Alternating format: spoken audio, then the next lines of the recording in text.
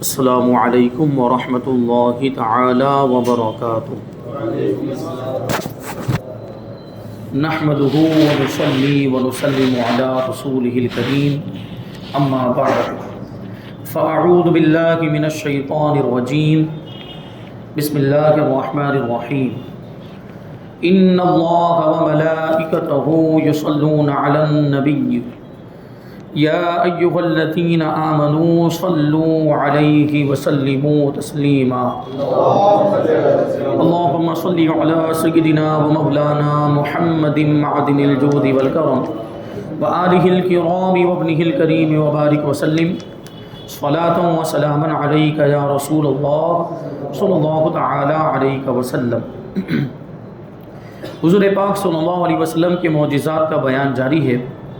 اس سے پہلے والے درس میں حضور کے ایک عظیم الشان معجزے معراج شریف کا ذکر ہوا اور بادل کے کٹ جانے کا،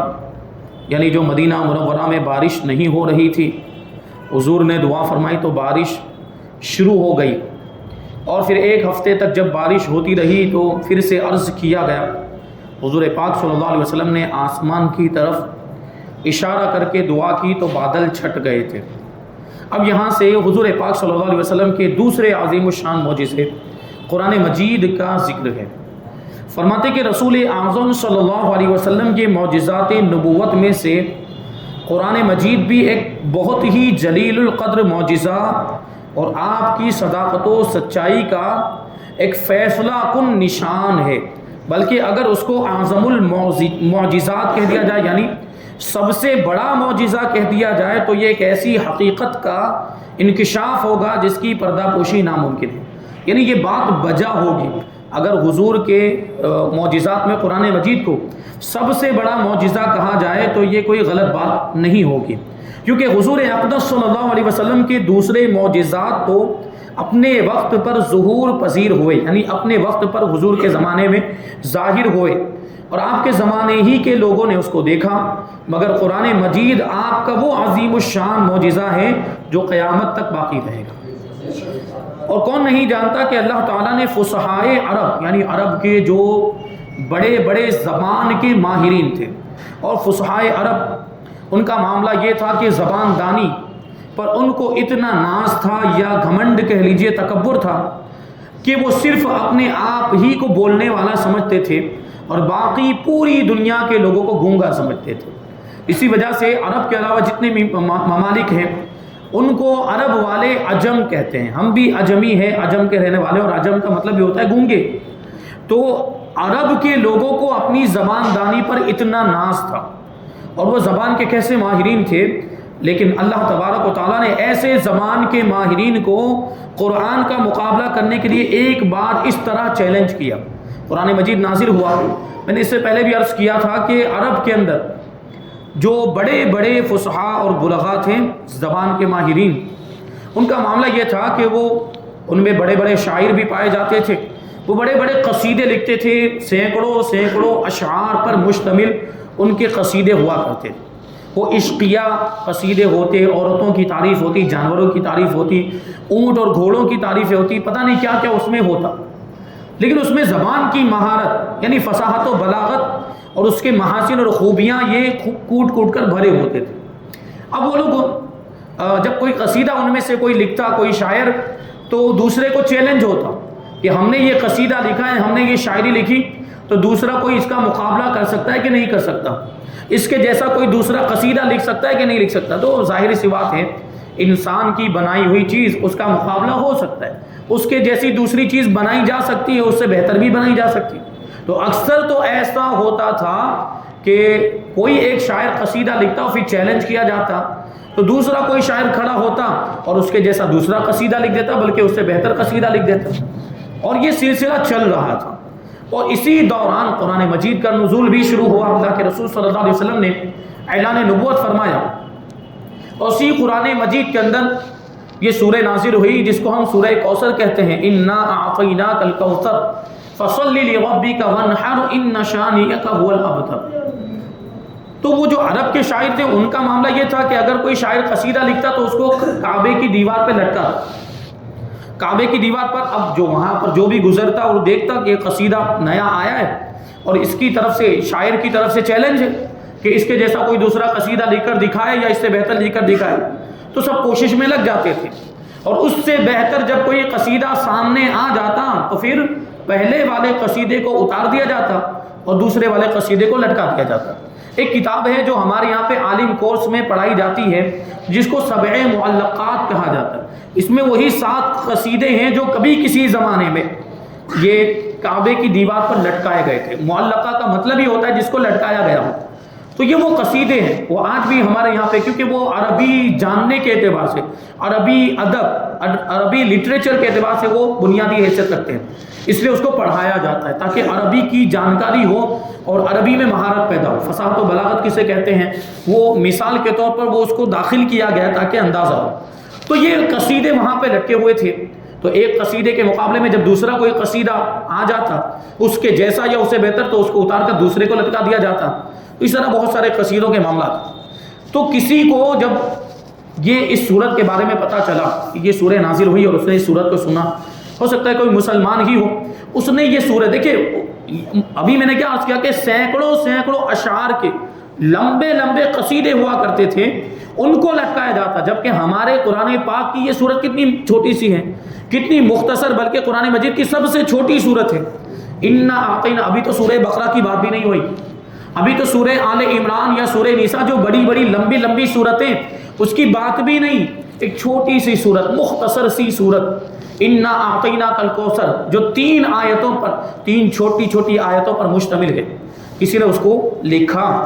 اور لکھ کر کعبے کی دیوار پر لٹکا دیا۔ اور اب یہ چیلنج تھا کہ کوئی اس کے جیسی دوسری کوئی صورت یا اس کے جیسا کلام بنا کر لائے۔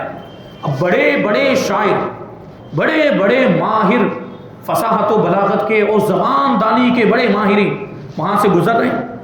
خانہ کعبہ طواف کرتے تھے، زمانے جاہلیت میں بھی خانہ کعبہ کا طواف ہوتا تھا، وہ دیکھتے پڑھتے تھے، اور لوگوں نے بہت کوششیں بھی کی کہ اس کے جیسا دوسرا کلام بنا کر لائیں، یعنی سورہ کوثر جیسا دوسرا کلام یا کوئی قصیدہ بنا کر لائے جو سورہ کوثر کا جواب ہو جائے، یا تو کم سے کم اس کے جیسا ہی ہو، اس کے بہتر تو نہیں ہو پایا تو اس کے جیسے کی کوشش کی، تو اس کے جیسا بھی نہیں ہو پایا۔ اتنی سب بڑے بڑے شاعر سر جوڑ کر بیٹھے ہیں کہ یہ اس کی جو صورت ہے اس صورت کا جواب بنائے، لیکن کسی کے پاس کوئی جواب نہیں، کیونکہ دیکھیے اس کا مطلب یہی ہے سیدھا جو میں نے ابھی کہا کہ انسان کی بنائی ہوئی چیز کا مقابلہ کیا جا سکتا ہے، انسان کی بنائی ہوئی چیز کے جیسی دوسری چیز بنائی جا سکتی ہے یا اس سے بہتر کوئی چیز بنائی جا سکتی، لیکن اللہ کی بنائی ہوئی چیز کا مقابلہ نہیں ہو سکتا، اللہ کے کلام کا مقابلہ نہیں ہو سکتا۔ تو یقیناً سورہ کوثر یہ اللہ کا کلام، تو اس کے جیسا دوسرا کلام وہ کیسے بنا سکتے تھے؟ ہرگز نہیں ہو سکتا تھا ان سے۔ تو پھر آخر میں ایک شاعر نے مجبور ہو کر نیچے کیا لکھ دیا، انا اعطیناک الکوثر فصل لربک وانحر ان شانئک هو الابتر لیس ھذا کلام البشر۔ نیچے لکھ دیا کہ یہ کسی بشر کا کلام نہیں ہے، یہ کسی انسان کا کلام نہیں ہے، یہ انسان کو پیدا کرنے والے خالق کائنات کا کلام ہے، اس کا مقابلہ نہیں ہو سکتا۔ یہ دیکھیں قرآن مجید جیسا عظیم، کیونکہ اس سے پہلے بھی آپ نے یہ باتیں سماعت کی کہ ہر نبی کو ان کے زمانے کے اعتبار سے معجزات دیے گئے، ان کے زمانے میں جس چیز کا زیادہ رواج تھا، جیسے حضرت موسیٰ علیہ السلام کے زمانے میں جادو کا بہت زیادہ رواج تھا، تو وہ معجزات بھی ایسے عطا فرمائے جو اس جادو کا جواب ہو جائے۔ اور حضرت صالح علیہ السلام کے زمانے میں وہ پتھروں سے مورتیاں بنانا، سنگ تراشی اور اس کی مہارت، یہ ایک اس دورہ تھا۔ تو حضرت صالح علیہ السلام کو اونٹنی والا معجزہ جو پہاڑ میں سے نکلی تھی، تو یہ دیکھیں، تو حضور پاک صلی اللہ علیہ وسلم کے زمانے میں فصاحت و بلاغت کا دور، یعنی زبان دانی، زبان کی مہارت، مختلف اعتبار سے گفتگو کرنا، اور یہ فصاحت و بلاغت، کم الفاظ میں بہت بڑی بات کہہ دینا، یہ سب چیزیں فصاحت و بلاغت کا یہ مطلب ہوتا ہے کہ زبان کے انوکھے پن کو، نرالے پن کو فصاحت و بلاغت کہا جاتا ہے، جس کو سن کر آدمی تھوڑی دیر کے لیے تعجب میں پڑ جائے کہ یہ کیسی عجیب بات کہہ دی، یعنی اتنی لمبی گفتگو اس پر ہو سکتی تھی، اس کو مختصر انداز میں بیان کر دیا۔ تو ہم اسی کی روشنی میں قرآن مجید کو دیکھیں تو قرآن پاک، ویسے تو ہمارے پاس یہ کتنے صفحات میں ہوگی، یعنی الگ الگ جو ہے کہ اس کے نسخے ملتے ہیں، کوئی بہت ضخیم کتاب نہیں ہے، لیکن قرآن مجید کے اندر سارے علوم کو جمع فرما دیا گیا ہے۔ قرآن مجید کے اندر اولین اور آخرین کے علوم کو جمع کر دیا، جو کچھ ہونے والا تھا، جو کچھ ہوگا، سب کو بیان کر دیا ہے۔ تو یہ کوزے میں سمندر کو سمیٹنے کی طرح ہو گیا ہے۔ یہ قرآن مجید ایسا فصاحت و بلاغت کا مجموعہ ہے۔ تو اب یہ قرآن مجید نازل ہوا اور قرآن مجید کی طرف سے اب چیلنج ہوتا ہے، کیونکہ ان کو تو اپنی زبان دانی پر اور زبانی مہارت پر، لغت کی مہارت پر بڑا ناز تھا، تو حضور کو معجزہ بھی ایسا عطا فرمایا گیا، قرآن مجید کا معجزہ، جو ان کی اس فصاحت و بلاغت کا جواب ہو جائے۔ تو قرآن مجید کے اندر کیسی کیسی باتیں بیان کی گئی، اگلی امتوں کے واقعات بھی بیان کیے گئے، مثالیں بھی بیان کی گئی، جنت کا بھی ذکر، دوزخ کا بھی ذکر، عذاب کا بھی ذکر ہے، رحمت کا بھی ذکر ہے، آنے والے واقعات کا بھی ذکر، مستقبل کی خبریں بھی دی گئی۔ تو قرآن مجید اب چیلنج کرتا ہے کفار مکہ کو، عرب کے کفار کو چیلنج کرتا ہے۔ سب سے پہلے چیلنج دیا گیا، فرمایا قل لئن اجتمعت الانس والجن على ان ياتوا بمثل هذا القران لا ياتون بمثله ولو كان بعضهم لبعض ظهيرا۔ اے محبوب آپ فرما دیجئے کہ اگر تمام انسان و جن اس کام کے لیے جمع ہو جائے کہ قرآن کا مثل لے کر آئیں، یعنی قرآن کے جیسا دوسرا کلام لے کر آئیں، تو نہ لا سکیں گے، اگرچہ ان کے بعض کی مدد کریں۔ دیکھیے، دو تین لوگوں کو نہیں کہا جا رہا، یا صرف عرب کے لوگوں کو نہیں کہا جا رہا ہے کہ عرب کے لوگ جمع ہو جائیں قرآن کے جیسا دوسرا کلام لانے پر، یہ ساری کائنات کے انسانوں کو اور جنات کو حکم دیا جا رہا ہے کہ ساری دنیا کے اندر جتنے بھی انسان بستے ہیں سب جمع ہو جائیں، یا جتنے بھی جنات، اور صرف انسانی نہیں، جنات کو بھی شامل کرنے کے لیے کہہ دیا گیا، وہ جنات بھی شامل ہو جائیں، سب ایک دوسرے کی مدد کریں اس کام میں کہ قرآن کے جیسا دوسرا کلام لے کر آئیں، تو بھی نہیں لا سکتے، کیونکہ یہ بھی ہیں تو آخر کار مخلوق، یعنی جنات بھی مخلوق ہی ہے، انسان بھی مخلوق ہے، مخلوق کبھی بھی اللہ کی بنائی ہوئی چیز کا مقابلہ کر ہی نہیں سکتے۔ وہ مثال کے طور پر میں نے اس سے پہلے ایک تقریر میں بیان کیا تھا کہ آج سائنس نے اتنی جو ہے ترقی کر لی اور کہاں سے کہاں ٹیکنالوجی پہنچ گئی ہے، بڑے بڑے جہاز ہوا میں اڑتے ہیں، یہ ٹنوں وزنی جہاز ہوا میں اڑتے ہیں، وہ انہوں نے ایسی مطلب جو ہے کہ اپنی عقل کا استعمال کر کے یہ ایسی چیزیں بنا لی، تو ہوائی جہاز اڑتا ہے، وہ لوہے کا ہوائی جہاز ہوا میں اڑتا ہے۔ لیکن اگر یہ ہوائی جہاز بنانے والے سائنسدانوں کو آپ چیلنج کریں کہ یہ ہوائی جہاز اتنا بڑا تم نے بنا لیا ہے، آپ ان سے کہیں کہ ایک مچھر کا پر ٹوٹ گیا، ذرا بنا کے دکھاؤ، تو یہ مچھر کا پر ٹوٹ گیا، اتنا بڑا جہاز بنانے والے اپنی عاجزی کا اظہار کریں گے، نہیں ہم اتنا بڑا جہاز تو بنا سکتے ہیں لیکن مچھر کا پر دوبارہ نہیں بنا سکتے۔ کیوں؟ کیونکہ یہ جہاز انسانوں کا بنایا ہوا ہے، لیکن مچھر کا پر یہ خدا کی مخلوق ہے، خدا کی مخلوق کا مقابلہ نہیں کر سکتے۔ دیکھیں وہ اتنے بڑے جہاز کے مقابلے میں مچھر کتنی معمولی سی چھوٹی سی مخلوق ہے، لیکن ہے تو اللہ کی مخلوق، اس کا کوئی مقابلہ نہیں۔ تو کلام مجید کا مقابلہ کیسے ہو سکتا ہے جو کہ عظیم الشان معجزہ ہے، قدرت کی نشانی ہے، تو اس کا مثل ہرگز کوئی نہیں لا سکتے۔ تو اب یہ جب چیلنج ہوا کہ سارے انسان و جنات مل کر بھی اس کے جیسا کلام نہیں لا سکتے، تو کیا ہوا پھر؟ اللہ تبارک و تعالیٰ کے اس چیلنج کو قبول کرنے پر کوئی بھی تیار نہیں ہوا، سب نے اپنی عاجزی کا اظہار کیا۔ پھر قرآن مجید نے ایک بار اور اس طرح چیلنج کیا کہ قل فأتوا بعشر سور مثلہ، یعنی اگر تم لوگ پورے قرآن کا مثل نہیں لا سکتے تو قرآن جیسی 10 صورتیں ہی بنا کر لاؤ، یعنی پورا قرآن چلو نہیں تمہارے بس کی بات نہیں، تو 10 صورتیں بنا کر لاؤ، مگر انتہائی جد و جہد یعنی کوشش اور محنت کے باوجود یہ بھی ان سے نہیں ہو سکا، 10 صورتیں بھی نہیں لا سکی۔ تو پھر قرآن مجید نے اس طرح کفار کو للکارا کہ وَإِن كُنتُمْ فِي رَيْبٍ مِّمَّا نَزَّلْنَا عَلَىٰ عَبْدِنَا فَأْتُوا بِسُورَةٍ مِّثْلِهِ وَادْعُوا شُهَدَاءَكُم مِّن دُونِ اللَّهِ إِن كُنتُمْ صَادِقِينَ کہ اے حبیب آپ فرما دیجئے کہ اگر تم لوگوں کو اس میں کچھ شک ہو جو ہم نے اپنے خاص بندے پر نازل فرمایا یعنی قرآن مجید، تو تم اس کے جیسی ایک ہی صورت لے کر آؤ اور اللہ کے سوا اپنے تمام حمایتیوں کو بھی بلا لو اگر تم سچے ہو، کیونکہ اہل عرب نے تو یہی دعویٰ کیا تھا کہ یہ قرآن تو معاذ اللہ محمد نے اپنی طرف سے بنا لیا ہے اور یہ ایسا تو ہم بھی بنا سکتے ہیں، ان لوگ نے یہ دعویٰ کیا تھا۔ تو ان کو چیلنج کیا جا رہا کہ اگر تم اپنے دعوے میں سچے ہو تو چلو پورا قرآن نہیں لا سکتے یا قرآن کی جیسی 10 صورتیں نہیں لا سکتے تو ایک ہی صورت لا کے دکھاؤ۔ اب ان لوگوں نے کوششیں بھی کی، ان لوگوں نے بڑی کوشش کی، جیسے ہمارے قرآن مجید کے اندر ایک صورت ہے القاریعۃ ما القاریعۃ وما ادراک ما القاریعۃ، جھنجھوڑ دینے والی، کیا ہے جھنجھوڑ دینے والی؟ تم نے کیا جانا کہ کیا قیامت کا تذکرہ ہو رہا ہے۔ اب یہ دیکھیے اس کو سن کر کیسا تعجب ہوتا ہے ہم کو، حیرت میں ہم پڑ جاتے ہیں کہ قیامت کا ذکر ہو رہا ہے اور قیامت کے بارے میں ہمیں کوئی جانکاری نہیں، جب آئے گی تب پتہ چلے گا، اس کے بارے میں قرآن ہمیں بتا رہا ہے۔ اب اس کا جواب بنانے کے لیے لوگ بیٹھ گئے، یہ القاریاتوں کا جواب بنانے کے لیے یہ بڑے بڑے زبان کے ماہرین، فصاحت و بلاغت کے ماہرین بیٹھے اور اب کوشش کر رہے ہیں۔ اب تو کیا بنا دیا؟ وہ بناتے ہیں الفیل ملفیل وما ادراک ملفیل۔ آپ کو سن کے بھی ہنسی آئے گی، ہاتھی کیا ہے ہاتھی؟ تم نے کیا جانا ہاتھی؟ اب اس میں کوئی تعجب کی بات ہے؟ ہاتھی تو ہم نے بھی دیکھا ہو، چلو اہل عرب کے لیے وہ کوئی نئی چیز ہوگی، عرب میں ہاتھی نہیں ہوتا ہے تو ان کے لیے تعجب خیز وہ چیز ہو سکتی ہے، لیکن دنیا کے بہت سارے ممالک میں ہاتھی پایا جاتا ہے، ہمارے یہاں تو کثرت کے ساتھ پایا جاتا ہے، ہم تو دیکھتے رہتے ہیں اس کو، ہمارے لیے کوئی تعجب کی بات نہیں ہے۔ تو جواب تو تب ہوتا کہ کوئی ایسی چیز لاتے ہیں جو پوری دنیا والوں کے لیے حیرت انگیز ہوتی، جو پوری دنیا والوں کے لیے تعجب خیز ہوتی، لیکن نہیں، وہ الفیل و ملفیل، فیل ہو گئے، فیل فیل۔ تو اس طرح ان کا معاملہ ہے، دیکھیں وہ جواب نہیں لا سکے، ایک صورت بھی نہیں لا سکے۔ تو اس میں بھی چیلنج، اللہ اکبر، قرآن عظیم کی عظیم الشان اور معجزانہ فصاحت و بلاغت کا بول بالا تو دیکھو کہ عرب کے تمام وہ فصحاء اور بلغاء جن کی فصیحانہ شعر گوئی اور خطیبانہ بلاغت کا چہار دانگے عالم میں ڈنکا بجا تھا، پوری دنیا کے لوگ بھی مانتے تھے کہ زبان کے بڑے ماہر ہیں عرب کے لوگ۔ اور پھر یہ بھی بات ہے کہ یہ عربی زبان بھی بڑی بہترین زبان ہے، دنیا کی زبانوں میں سب سے بہترین زبان وہ ہے، تبھی تو قرآن مجید عربی زبان میں نازل ہوا ہے۔ اور حضور پاک صلی اللہ علیہ وسلم بھی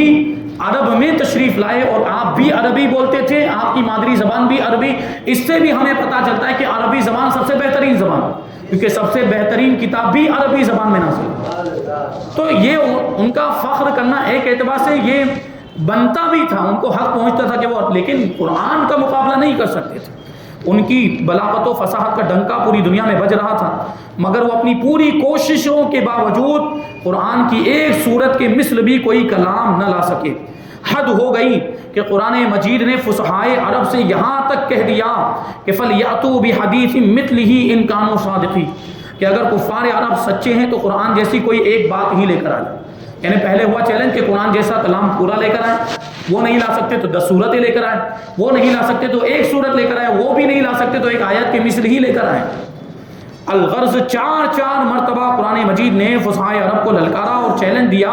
جھنجھوڑا کہ وہ قرآن کا مثل بنا کر لائیں، مگر تاریخ عالم گواہ ہے کہ 1400 برس کا طویل عرصہ گزر جانے کے باوجود آج تک کوئی شخص بھی اس خدا بندی چیلنج کو قبول نہ کر سکا۔ یعنی آج تک بھی قرآن جیسا دوسرا کوئی کلام نہیں لا سکتا ہے، اور ہمارا نہیں لا سکا، اور ہمارا عقیدہ یہ ہے کہ قیامت تک بھی جتنے بھی آنے والے لوگ ہیں ان میں سے کسی کے اندر یہ جرأت نہیں ہے، طاقت نہیں ہے کہ قرآن کے مثل کوئی کلام لے کر آئے، کیونکہ وہی بات ہے کہ قرآن اللہ کا کلام ہے اور اللہ کے کلام کا کوئی مقابلہ نہیں کر سکتا۔ وہ چاہے دنیا کے اعتبار سے جتنے بھی بہترین الفاظ استعمال کر لے، جتنے بھی اچھے حروف استعمال کر لے، لیکن اللہ کے کلمات کا تو مقابلہ نہیں ہو سکتا، ہرگز نہیں ہو سکتا۔ تو قیامت تک کے کوئی کسی بھی شخص کے اندر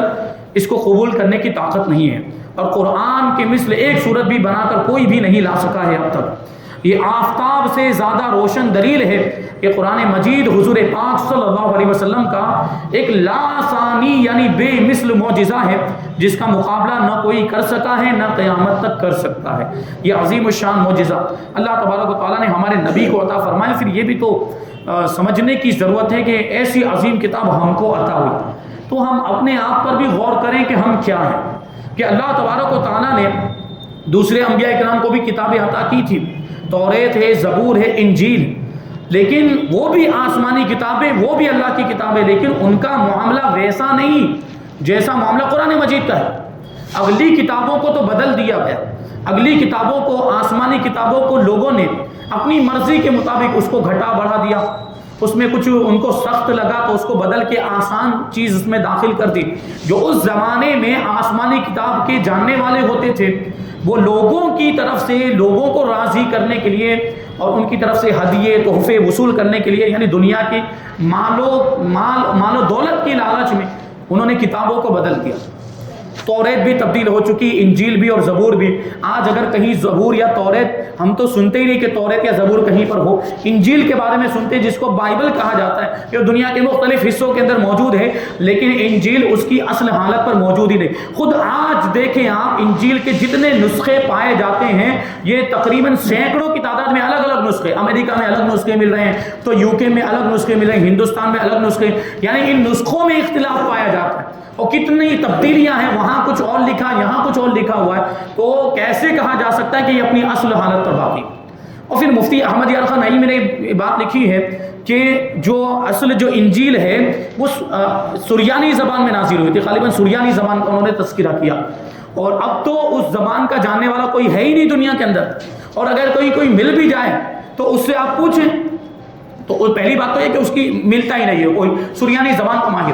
اب پھر سوال یہ پیدا ہوتا ہے کہ یہ ابھی جو پائی جا رہی ہے وہ انگلش میں پائی جا رہی ہے، اور انگلش میں اس کو کس نے منتقل کیا ہے، سریانی زبان سے انگلش میں کس نے ترجمہ کیا ہے؟ تو سب سے پہلے تو انجیل سریانی زبان میں جو اصل حالت میں وہ ملنی چاہیے، تب دونوں کا مقابلہ کر کے ہم پتہ لگائیں گے کہ وہ صحیح ترجمہ ہوا ہے کہ نہیں، جو پہلے لکھا تھا وہی موجود ہے کہ نہیں، یا کچھ تبدیل کر دیا گیا۔ یہ تو پہلے اصل کتاب ملے تب پتہ چلے گا نا۔ چلو کوئی ماہر مل بھی جائے سریانی زبان کا، لیکن پھر اصل کتاب بھی ملنی چاہیے۔ بہرحال ساری کتابوں میں تبدیلی ہو چکی ہے، لیکن ہمارا قرآن مجید جیسا 1450 سال پہلے تھا آج بھی اسی حالت میں موجود ہے، اور کیوں نہ ہو، کیونکہ خود رب تبارک و تعالیٰ نے اس کی حفاظت کی ذمہ داری لی ہے، اور اللہ تبارک و تعالیٰ جب کسی کتاب کی حفاظت کی ذمہ داری لے لے تو اس میں کوئی تبدیلی ہو سکتی ہے؟ ہزاروں وسیم رضوی آ جائیں، ایک زبر بھی تبدیل نہیں ہو سکتا۔ یہ ہمارے قرآن مجید کی شان ہے۔ تو اللہ تبارک و تعالیٰ نے ایسا عظیم الشان معجزہ اور ایسی عظیم کتاب ہمیں عطا فرمائی، تو ہمیں اس کی قدر کرنی چاہیے کہ ہم اس کو پڑھیں۔ دیکھیں قرآن مجید کے اندر بہت سارے فائدے، اس کی تلاوت میں بھی فائدہ اور اس پر عمل کرنے میں بھی فائدہ، بلکہ اس کو گھر میں رکھنے میں بھی فائدہ۔ لیکن اب یہ نہیں سمجھ لینا چاہیے کہ بس یہ قرآن یہ برکت والی کتاب ہے، لا کر ہم نے گھر میں طاق میں لا کر سجا دیا، بس یہی نہیں۔ وہ شعر میں بار بار کہتا ہوں کہ ہر لفظ کو سینے میں بسا لو تو بنے بات، ہر لفظ کو، یعنی قرآن مجید کے ہر لفظ کو سینے میں بسا لو تو بنے بات، طاقوں میں سجانے کو یہ قرآن نہیں ہے۔ یقیناً گھر میں رکھنے سے برکت ہوتی ہے، لیکن صرف گھر میں رکھنے کے لیے نہیں ہے، اس کو پڑھ کر اس پر عمل کرنا یہ قرآن کا حق ہے، اور قرآن شفاعت بھی کرے گا تو ان لوگوں کی شفاعت کرے گا جنہوں نے قرآن کو پڑھ کر سمجھ کر اس پر عمل کیا ہوگا۔ تو ہمیں سب سے پہلے تو صحیح طور پر قرآن کو پڑھنا ہے، مخرج کے ساتھ، صحیح تجوید کے ساتھ، اور پھر اس کو سمجھنا ہے۔ اسی مقصد کے تحت ہم نے تفسیر کا پروگرام بھی شروع کیا، اور اس کو سمجھ کر پھر اس میں جو لکھا ہے اس پر عمل کرنا ہے، کیونکہ ہماری ہدایت کے لیے یہ قرآن مجید نازل ہوا ہے، اور ہم اس پر عمل ہی نہ کریں تو پھر کیا مطلب ہوا؟ یہ ہمارے عمل کرنے کے لیے نازل ہوئی ہے کتاب، تو اس پر عمل کریں اور شریعت پر عمل کریں، حضور کے احکام پر عمل کریں، حدیثوں پر عمل کریں، یعنی سنت پر عمل کریں۔ سنت حدیث میں وہ حدیثیں جو معمول بھی ہیں، جن پر عمل کرنے کا حکم دیا گیا، ان کو سنت کہا جاتا ہے۔ تو ساری حدیثوں پر ہمارا عمل نہیں ہو سکتا، سنتوں پر عمل کرنا یہ لازم اور ضروری ہے۔ تو شریعت پر عمل کریں، اسلام کے احکام پر عمل کریں، تو پھر دنیا میں بھی کامیابی ہے اور آخرت میں بھی کامیابی ہے۔ اللہ تبارک و تعالیٰ کی بارگاہ میں دعا ہے کہ جو کچھ بھی بیان ہوا اس پر ہم سب کو عمل کرنے کی توفیق عطا فرمائے۔ حضور پاک صلی اللہ علیہ وسلم کی سچی پکی محبت ہم سب کے دلوں میں پیدا فرمائے۔ مذہب اہل سنت و جماعت مسلک اعلی حضرت پر ہم سب کو قائم و دائم رکھے، اور اسی پر ہم سب کا خاتمہ فرمائے۔ وما علینا الا البلاغ۔